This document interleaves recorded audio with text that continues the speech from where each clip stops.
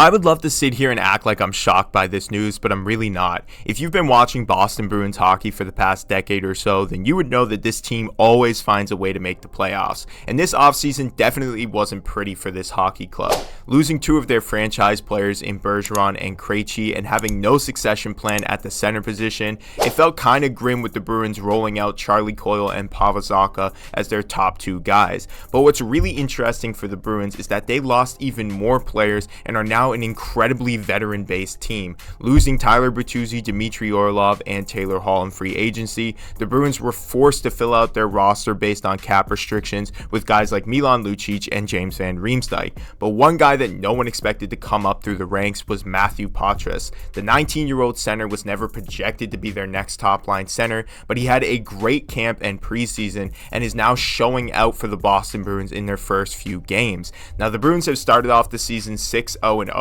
and I think it's really shocked everyone, but I'm not too surprised because the one thing the Bruins maintained this season was their defense and goaltending, which was their trademark all last year. Now, Boston is afforded 9 games to see if Poitras can meddle with the rest of the roster, and it's looking like he could be a positive piece for them this season. Now, they either have to send him back down to juniors or pay him to stay on the roster, and I think that it's been pretty clear over these past few games what the Bruins are going to do.